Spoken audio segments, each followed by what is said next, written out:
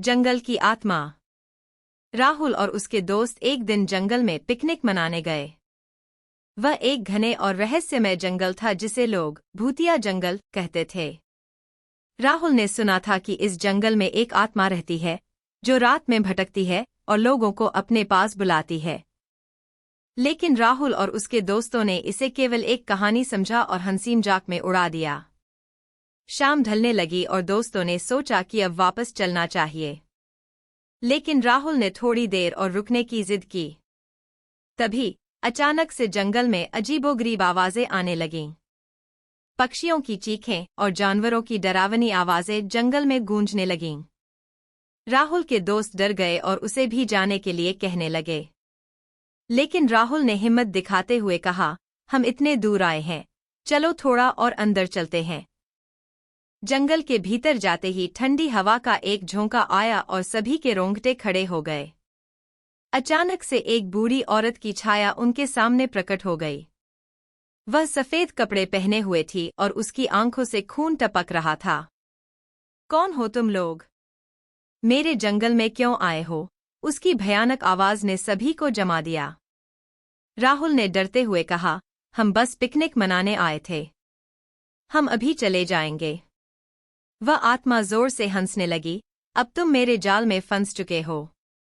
कोई भी इस जंगल से जिंदा वापस नहीं जाता, और उसकी हंसी जंगल में गूंजने लगी। राहुल और उसके दोस्त जान बचाने के लिए भागने लगे, लेकिन वे जितना दौड़ते, उतना ही जंगल गहरा और अंधेरा होता जाता। अंततः वे रास्ता भटक गए और उसी जगह पर वापस आ गए जहां आत्मा खड़ी थी। आत्मा ने कहा, अब तुम सब मेरी दास्तां में रहोगे, और एक तेज रोशनी के साथ सभी गायब हो गए। आज भी लोग कहते हैं कि उस जंगल में जाने वाले लोग कभी वापस नहीं आते। रात में जंगल से चीखें और हंसी की आवाजें आती हैं, मानो आत्मा अपने नए शिकार की तलाश में हो। सुमित और नैना, कॉलेज के दो दोस्त, एक पुरानी हवेली के बारे में सुनते हैं जो शहर के किनारे स्थित है।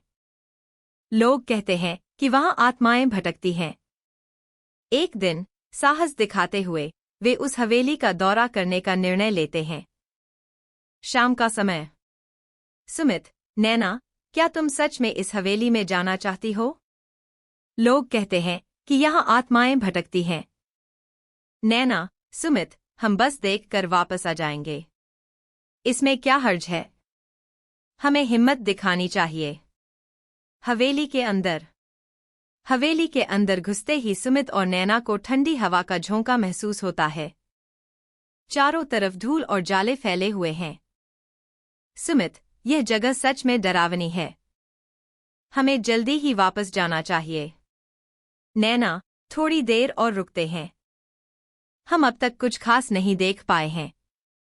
अचानक से एक दरवाजा अपने आप खुल जाता है और वहां से एक महिला की छाया निकलती है। वह सफेद साड़ी में होती है और उसके चेहरे पर उदासी छाई होती है। कृष्णा, आत्मा एक उदास स्माइली, तुम लोग कौन हो?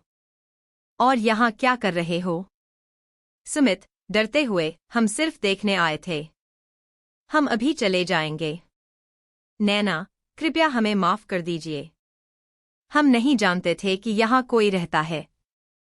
कृष्णा, मैं इस हवेली की मालिक थी, लेकिन अब मेरी आत्मा यहाँ भटक रही है। तभी एक और आत्मा प्रकट होती है, जो कृष्णा से भी अधिक डरावनी दिखती है। लीला, आत्मा दो उदास स्माइली, कृष्णा, इन लोगों को जाने मत दो। इन्होंने हमारी शांति भंग की है। कृष्णा, लीला, इन्हें माफ कर दो। ये सिर्फ अनजान लोग हैं। लीला, नहीं, अब ये हमारी दास्तां में रहेंगे। सुमित और नैना डर से कांपने लगते हैं। वे भागने की कोशिश करते हैं, लेकिन हवेली के दरवाजे अपने आप बंद हो जाते हैं। सुमित, चीखते हुए, हमें जाने दो। कृपया हमें जाने दो। कृष्णा, अब तुम लोग यहाँ से नहीं जा सकते। सुमित और नैना को एहसास होता है कि वे अब इस हवेली की भटकती आत्माओं के साथ फंस चुके हैं। वे चीखते चिल्लाते हैं, लेकिन उनकी आवाज हवेली की दीवारों में गुम हो जाती है। आज भी लोग कहते हैं कि उस हवेली में जाने वाले लोग कभी वापस नहीं आते।